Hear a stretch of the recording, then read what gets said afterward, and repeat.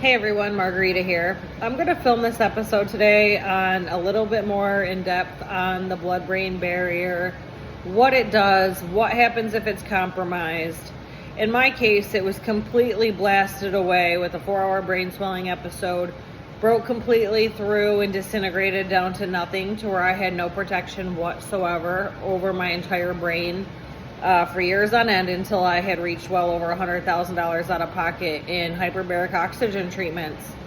And not only that, but I had to use hundreds, if not thousands, of ear candles in order to remove some of the heavy neurotoxicity, the gases, the particles from my ears as the brain tissue was healing. That's still the case today as well. But even initially, they had to be done together, and you can feel when you need the ear candles after doing the hyperbaric oxygen treatments, because the ear candles then suction out what's been knocked loose and pressurized loose from the pressurized rate of oxygen flow going through your blood, going through your tissues, and repairing the brain tissue at a more rapid rate with the additional amounts of oxygen. And then it pressurizes it out, and the ear candles help suck it out as well. So if you have something that extreme going on, whether it's a child with autism who has a pretty severe case, or if it's some type of, brain tumor, brain cancer, anything neurologic, along with carbon monoxide poisoning, or any case of neurotoxicity, honestly, or any case where the blood-brain barrier has been compromised, that will work. The ear candles just themselves will help along the way, whether you're doing hyperbaric oxygen or not. But they do work very well together. Like I said, in my case, it's extremely rare. There's no other case like mine and my son's. Especially because he was formed in utero the last 10 weeks of pregnancy and then gave birth while suffering from it. That's where his blood-brain barrier became completely broken, just like mine, but mine didn't become completely broken until almost 2 years later. And at the same time, he had been slowly overloading with little particles and amounts he was taking in along the way without me realizing what the problem actually was or what was going on until I had completely overloaded. So he was just slowly getting worse and worse from birth on until I overloaded, then was able to figure out what was going on with him. It was the same problem, because then I was able to determine the source, which was the restaurant I worked at beginning at 30 weeks of pregnancy, and prior to that I had no medical history whatsoever for 20 years. And it was also visible in the blood work because there was accidental blood work due to the pregnancy. So it's all there in what happened to us. Again, I'm not a medical professional, and I can say that most medical professionals are not aware of how the blood-brain barrier works, what's actually going on with it, how it becomes compromised, and why there's so much of this going on in the world today, because this was not such a common thing some decades ago either. This is more of a newer, more frequent situation going on. And I am speaking from personal life experience on all angles, from the carbon monoxide angle, from the brain injury angle, and I have an adult child with autism as well, who technically I guess wouldn't really be considered autistic anymore at this point, although there is still some issues. It's more normalized, and he did have the high functioning kind, so it's a little different now that he's almost 23. So I am speaking from personal experience on all angles, and what directly happened to myself, what I felt happened, what I physically went through, and then again what my children went through as well, and the treatments we have all undergone, in the manner in which we've managed to reverse everything. Because what it is you're reversing it. It's not a cure per se, you're reversing what's causing the problem. More than likely, it's neurotoxins of some sort causing the problem.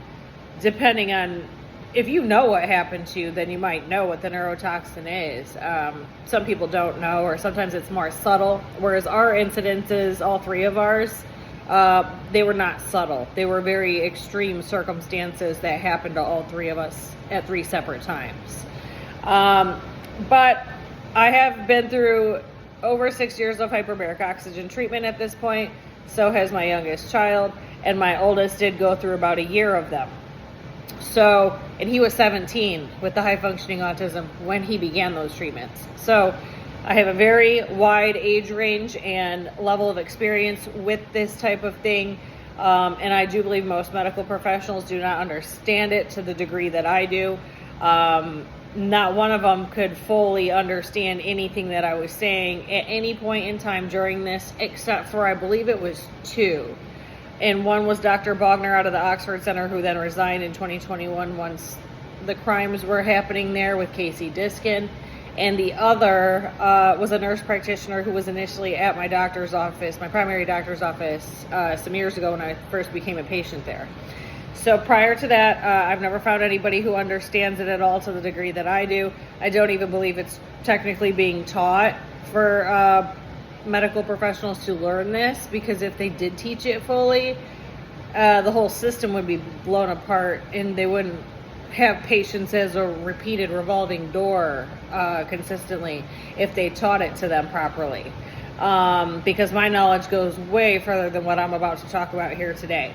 Now, eventually I will have to create a Patreon and a paid membership or a pay-per-video type thing in order to finish talking about everything else I have to talk about, to go more in depth with all of these things, because YouTube is not going to allow me to talk about some of the things I have to say, because they do not want people like me who know the truth putting that out into the world and destroying these very large systems. And these people with very deep pockets who control our world do not want people like me talking about this. My videos will be flagged and removed if I were to go ahead and keep on talking. So I'm going to save that for a later date, and I'll keep it fairly simple for the people who are questioning or have issues. And I'm going to explain exactly what happened to myself as well. It basically, the same thing happened to me and both of my sons, all separate times. But, so children with autism, it's most likely heavy metals of some sort, along with some other neurotoxins as well that causes that, because all autism is heavy neurotoxicity with or without a brain injury or more than one brain injury. And then this is all directly connected to the gut-brain connection. Same with carbon monoxide. It's a neurotoxin. Same thing. It's connected to the gut-brain connection. And it could be any other gas or chemical overload of any kind as well. It doesn't have to be just specifically those two. But I'm going to show you an example, because this is what a normal person's brain and gut looks like. Let's say this top part where it's dark right here, and then it's dark down here. Let's just say that this is the brain and this is the gut. This would be a normal person's body, because I just used these in the sample video the video I made prior to this, so I'm going to use them for this as well. It works for this video as well.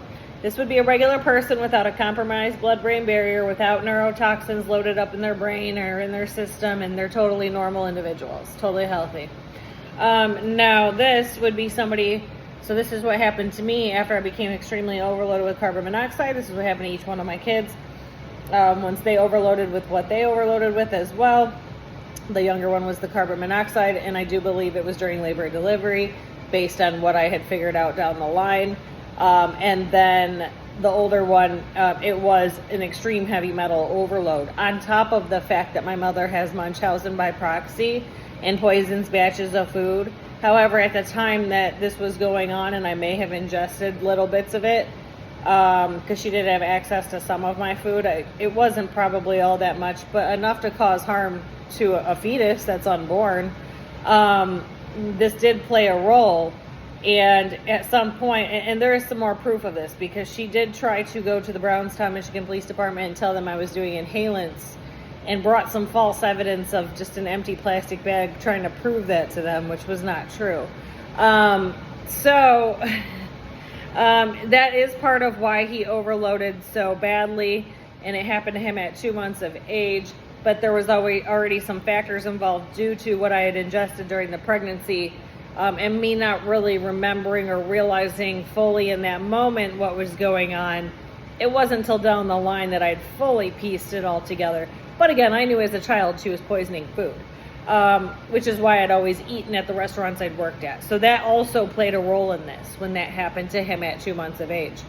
So now all three of us then now had heavy neurotoxicity up here.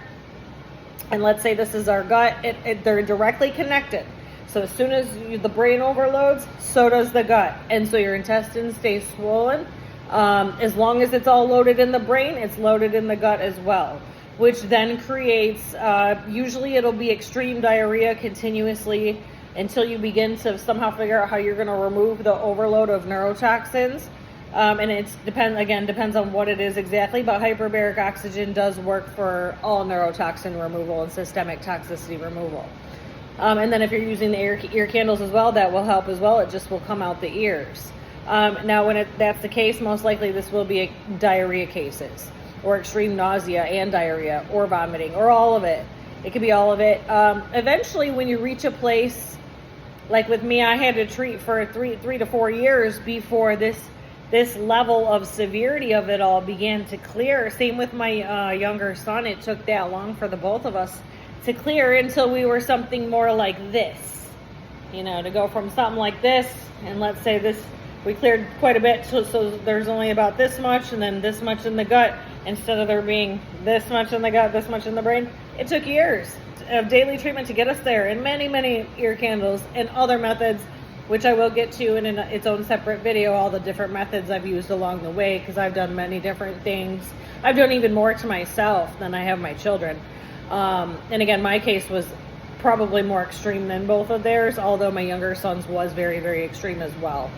So once you clear your system, and there is other methods and other things parents are using out there that I know act as binding agents, which help clear whatever neurotoxin from the system, from the brain, from the gut.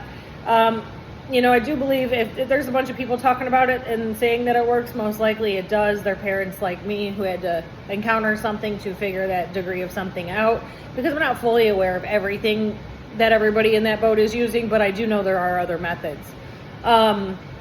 So when you get to a point where it's more like this and you've removed quite a bit of it, it can then become more waxing and waning symptoms, and it can become not just diarrhea, but it could then turn into constipation or fluctuate in between the two once your system is at a point kind of like this.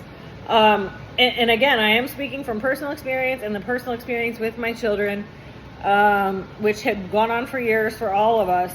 And the problem is the blood-brain barrier gets compromised. So in a regular person, this is all sealed shut. This is, let's say the cap is the blood-brain barrier. It's all sealed shut. Nothing's getting in. Everybody walks around like this. Now, in a case where it's compromised because they had an overload of a toxic gas, a chemical, heavy metals, whatever the case is, or it could be numerous of those, then the blood-brain barrier becomes, like in our case, it became completely open and gone. Most cases, it's not completely open and gone. It's more permeated and stuff leaks through it, not the whole thing's missing. So like I said, our case is very rare. And then along the way, as the hyperbaric oxygen treatments are working, they also work to remove the neurotoxicity, the systemic toxicity, going from something that looks like this to something that more looks like this over the course of years of daily treatment. It does seal the blood-brain barrier shut slowly as well with that additional pressurized amount of oxygen. Now, me speaking from personal experience and the whole thing being blasted away, it healed from the sides up and from the back up this way, and then all the way back up this way, because I was more healed than where I am today, but due to the actions of the Flat Rock Police Department here where I live in Michigan, and then falsely arresting me on my mother's delusional phone calls, they did do over $100,000 in damage to the brain tissue that had already been repaired that took years. And all that money came out of my own pocket to repair it. And I'm still not where I was before that day. So, yeah, it was repaired all the way till about here to a significant degree. And then I pretty much lost all of that again and got all the way back to here, where this back part, it's more permeated. Stuff does still leak through that back part all the way down, depending on the particle size that I take in. So this pertains to geoengineering particles as well. This pertains to any gases, any chemicals, any spills or explosions of any kind in any area. Those all dissipate. When something like that happens, they dissipate, they flush it all out, 30, 50, 100 miles out, more than that sometimes, depending on how much has spilled. And then they flush them into the nearby rivers, waterways, and lakes. And they send a crew out to clean up a certain percentage of it and just leave the rest. And people don't realize that, because most people have a blood-brain barrier that's intact, much like this, and someone walking around like this would never be able to notice that. Even someone walking around like this, and let's say their blood-brain barrier was more fully sealed, and they were still kind of like this, maybe they had cancer or something, they wouldn't really even be able to tell to the degree that I can. Not saying they can't, some maybe can, or other conditions as well. It's not limited to what I'm talking about. But yes, my blood-brain barrier was so open that Ford Motor Company has spilled gasoline, liquid gasoline, where my house sits here in Flat Rock, Michigan, 3 times since 2021. That first one had forced me away from my home, and that's also due to the criminal actions of Ford taking my deranged mother's delusional phone calls, the city believing those phone calls and taking them, and the police department and everybody operating on her delusions, which then forced us home to, because they were paying for our hotel to keep us in a safe place.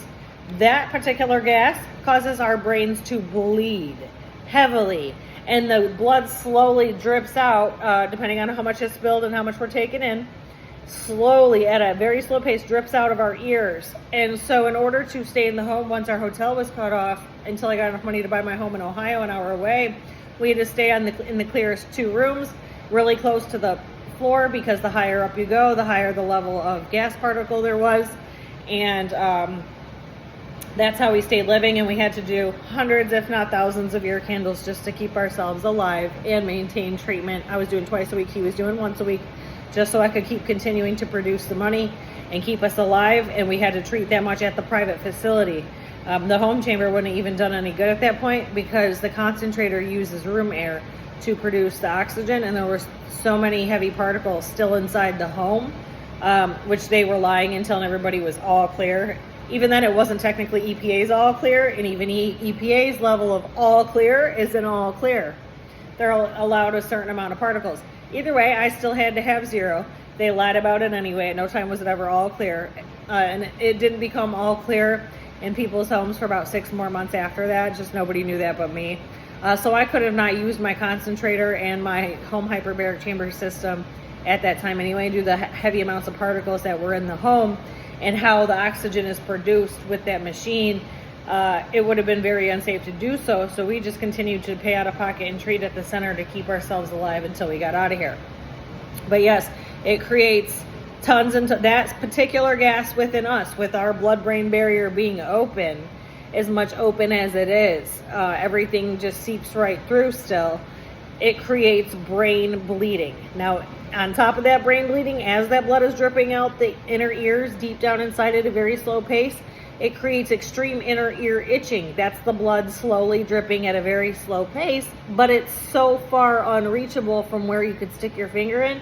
You can't even reach it to itch it or get it out. The only way to make it stop is to do tons and tons of ear candles until you're able to remove what you're breathing in without that filter over your brain, and it goes right through and it's loading up and then dripping out your ears.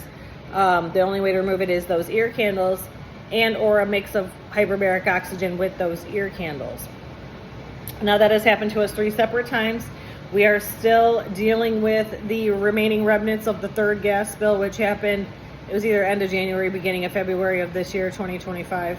And it is now, I believe it's May 1st or May 2nd, 2025. We're still dealing with the remnants of that. We've pretty much been sheltered in place all of that time, with an exception of a few trips here and there. Then that's when we go reassess the air. But the city was still trying to cover that up and hide that and say nothing had happened, and they still couldn't figure out how I get my information. Somebody wouldn't have that information if my injuries aren't what I say they are. There's no way anybody could have that information and then prove them wrong, and then they had to send somebody out to flush the sewer system, as they said they do not do. So I'm going to expose much corruption within my community, my general community, and all of these large agencies and individuals involved in all of this, because this is criminal. I've nearly lost my life many times, and I'm now under Chapter 13 bankruptcy due to all of that. I should have never been forced from my home in the first place after the 2021 spill, and then forced to leave for a year and a half and buy another home, and basically end up wiping myself out trying to keep us alive. And then in the end, the girl who stayed in the home for that year and a half did over 100 grand in damage in 1 year, and it took additional time to get her out, and I'm still dealing with the fallout of that. And she then threw away our insurance checks, the first checks that came. The post office refused to hold the mail, which is still my legal address. I was just temporarily away, and technically the basement was supposed to be my area, because we had just remodeled the home right before this, and my stuff was all in the basement, because I knew I could not be in here long periods of time, and if I was, I had to stay lower, down to the ground or underground, to keep from taking in all those particles. So that's where all my stuff was being stored and where all my stuff was. And, my address on my ID had never changed. It was already known in advance I wasn't going to be gone from my home longer than 2 years. From the jump, all the way set in advance. It was only temporary. This has been my main home for over 8 years now. I was never supposed to leave. And so that is still my address. They should have stopped the mail. Instead, they made it look like I was the problem and still continued to deliver those insurance checks to her, to give them to her so she could throw them away. But then when I tried to report it, the police department also operates on my mother's delusional phone calls and refused to take any type of report or take any action against the criminal negligence and the damage to the home and the stolen, thrown away checks, which all then led to my bankruptcy. So a series of crimes, all different individuals and agencies in the mix, have all created what has happened with my finances and with my health and where we currently are. And, at times I have been fighting for my life. So has my son. It's happened so many times. I couldn't even give you a guesstimated number. At least 50. There's been at least 50 times we were in an extreme state of a fight for our lives from January of 2018 to the current day. So about a little over 7 years. So that's just to give you an idea how long this has been going on for us in this extreme manner. Prior to that, no medical health history, no mental health history whatsoever. But yeah, so coming from someone who is completely healthy and then going to this overnight, it's a very extreme change. So, if you live like this for all your life for 20 years and suddenly you wake up like this, obviously something's terribly wrong. And then you got these ignorant medical professionals trying to tell you nothing's wrong with you because they're not taught to understand it to that degree. That's why. If they did that, you wouldn't be coming back for more help for them to give you something else. And honestly, the cure is hyperbaric oxygen.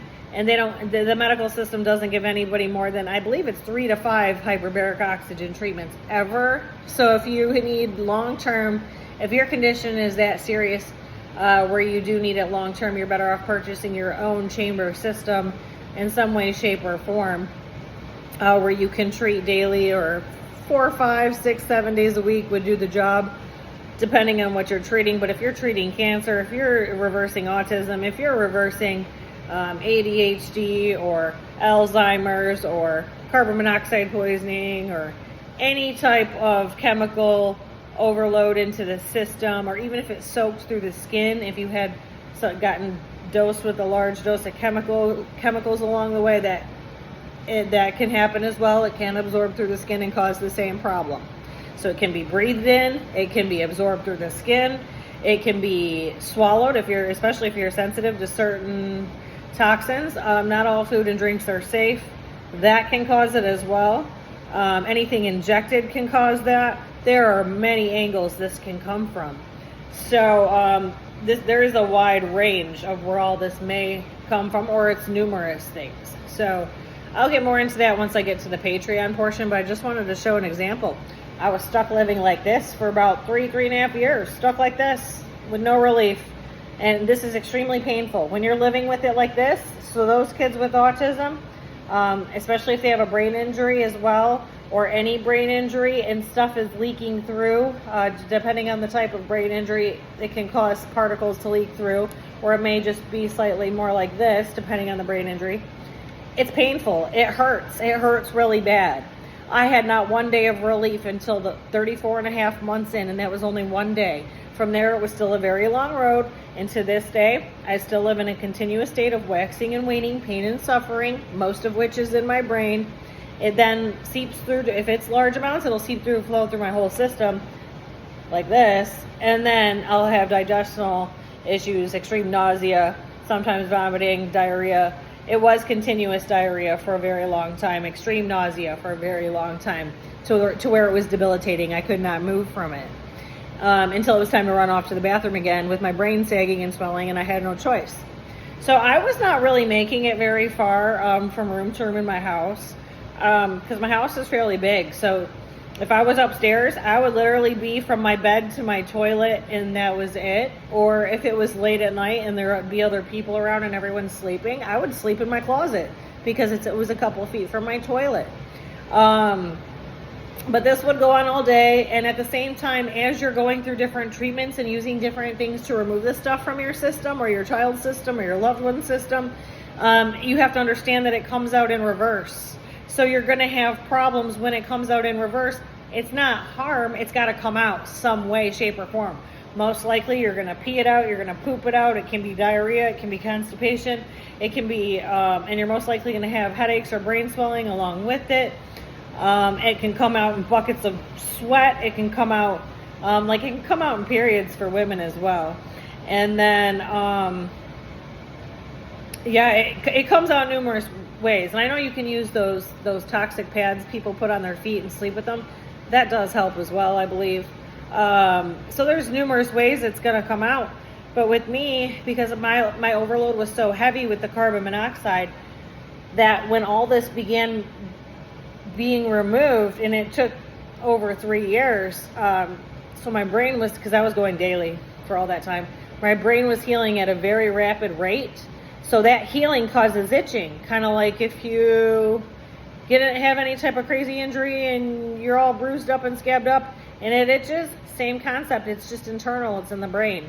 So my whole brain would be itching because it's healing in reverse. It's also removing those gas particles coming out in reverse. And those particles would also be coming out through my scalp. So I would imagine that would be any type of, neurotoxin overload of any type would still be making its way out of the scalp. It's just people have hair, so you don't really see it. Or there could be hair loss due to it as well. So that was a big issue. That is still an issue today because how I had to stop treatment for several months and have been without maintenance treatments for about 1.5 years. So much has settled back in because I had a steady flow continuously going where it kept me more functional because I had a steady flow going for so long that I was a little more functional because the particles were continuing to be removed, the brain tissue was continuing to be healed. But once all that stopped, once it became very limited and the maintenance treatments were not going on, and then once treatment had stopped altogether for several months, everything had stopped and settled back in because I was nowhere near done removing the initial overload on top of any additional particles I was taking in during that time. Now, when you're removing stuff like this, you mostly want to live modified lives and stay homebound so you're not taking in additional particles of any kind while your brain tissue is open and healing and sealing. And then you do kind of want to stay put because depending on what you're treating, it can, you don't need treatment forever, most people. Just stay put for about a month or two after, and it'll seal shut. You'll be way better after that. But it requires certain measurements to be taken and how you operate in your life. And so when I did this was all extremely very itchy. Where I am now, the particles are still coming out of my scalp.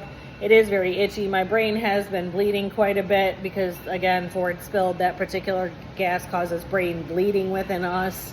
Carbon monoxide does not cause that within us, although in the beginning I think it did just because of the extreme brain injury.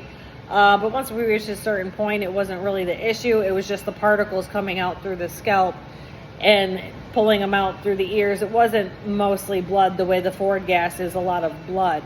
But with carbon monoxide, it's not. So even if we have a small re-exposure, it goes in, it loads up in tight knots. It hurts too. Like carbon monoxide poisoning hurts. It goes to the brain first, it cuts off all oxygen, and it hurts. It binds 240 times tighter to the hemoglobin, very, very tight, and it hurts. That is the treatment for that. The hyperbaric oxygen is the treatment for that. It starts to load back up immediately, any little amount of exposure, depending on if it was a large burst or a few minutes of a lower level exposure or even a longer period of time if you're not careful. With us, I carry a detector. I generally know where the amounts are. So we generally don't take them in, but it does happen from time to time. But it does hurt. It's very painful. After that, we tend to lose consciousness, or we'll lose days and periods of time if it's something that if we took in a big enough amount. But it does hurt, and then you have to wait for that to clear. With us, it doesn't clear naturally because we are still clearing the initial overload. We pretty much walk around like this. We live like this. It doesn't go away. We never go back to this. We've never gone back to that ever. And I don't believe we ever will. We might get to a little bit lighter version of this at some point. But we slid backwards to where we were somewhere halfway in between here and here. So this was when we were very close to death fighting for our lives. Very extreme state of suffocation as well. No oxygen to the brain, living in an altered state of consciousness, 50, 60 severe symptoms at once, all day, every day, no break from it.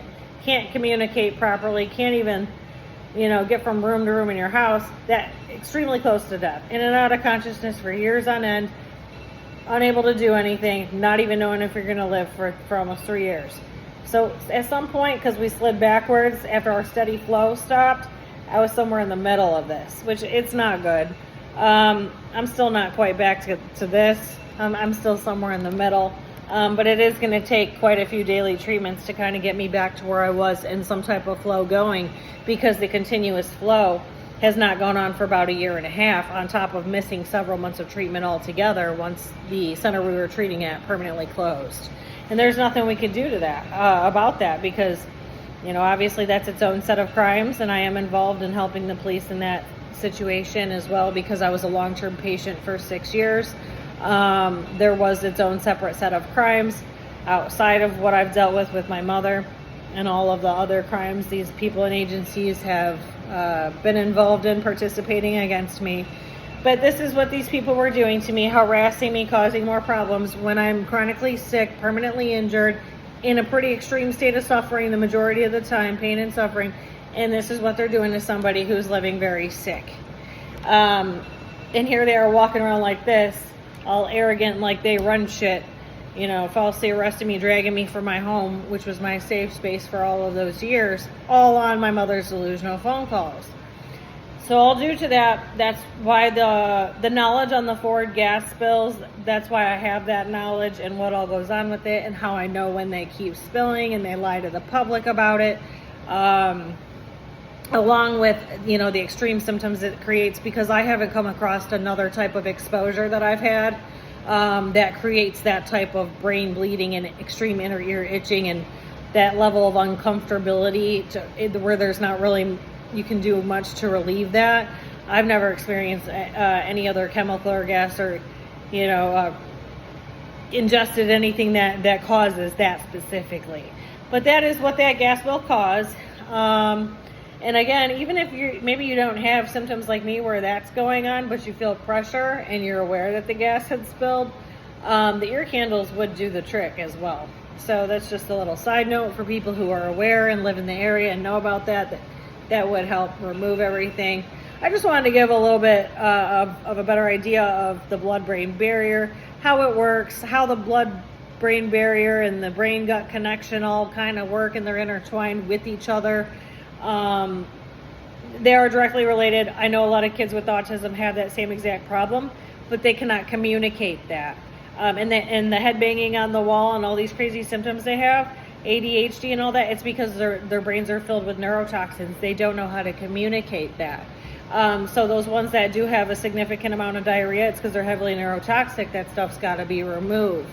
And then there will be some relief eventually. I can tell you eventually, if you do enough treatments of this or that to remove whatever is causing it, you can reverse it to a degree where they're not having all of this diarrhea like I know many autistic kids do have. But it is very extremely painful. That is why their odd behavior, why the screaming, why the head banging and the ADHD and I was stuck like that myself as an adult who was totally healthy living like this prior. And in the state of suffocation I was in, and with the amount of oxygen that was cut off with all the neurotoxins built up there, it was making you want to do this, because you're suffocating and you just want to do this. Like, no, listen, no. That's how it feels. That's why those kids are acting that way. They just didn't have those verbal skills prior to that happening to them to be able to communicate that. But that's what it makes you feel like. That's why they act like that. It has to be removed from their system. It's painful, it hurts, it's intolerable to live like that. Especially if they have the diarrhea with it, that's how you know it's more severe of a case. Or if you're aware there's a brain injury with it, it's more of a severe case. Again, not a medical professional, but somebody who has more life experience than, I don't know, pretty much almost every person I've ever met. And I do know my knowledge is decades, if not a century or two ahead of the rest of the world. And part of the reason for that is due to my mother's ongoing crimes and what I dealt with growing up and how I was forced to learn the world going off on my own at age 18, mixed with the fact that I died twice and came back without medical intervention and have knowledge beyond what this world has. So there's numerous factors why I have that degree of knowledge. Again, no medical professional has that type of knowledge to that level. There might be a small handful that does, but there is not very many, and they're few and far between, I promise you that. But if you find other parents who, some of them seem to know a lot of what I know, maybe not because they've gone through it themselves, but they are figuring things out, you will find that. So your best bet is to maybe find other parents who understand that stuff as well. That's why there's a need for a reversal. And I do have United Nations documents from 2004, and it's from a United Nations meeting where they all met, stating that the hyperbaric oxygen treatments will be the reversal for autism, and it's never going to be covered by insurance, and it's only ever going to be self-pay, between $150 and $200 a treatment for those who can afford it. Otherwise, the child is not going to receive that treatment if the parent cannot afford to self-pay for it. So I will get to that in its own episode. And read everybody that documentation, because that is proper legal documentation coming from the United Nations, the meeting they had back in 2004 about all of that, and these are facts that I'm stating. So I'm going to read that. I've had those documents since 2019. So I'll come back and read about that, since some people don't want to believe this or that, or they don't really live in reality, or their level of knowledge isn't kind of anywhere half near where mine is, or they went to school too long and they believe whatever they were told, and don't quite really have facts. They have mixed up information. So I will come back and I'll do the video just on those documents and read those for everybody as well, because it's clear as day that the government is fully aware of this. So I'll be back with another one. Thanks. Bye.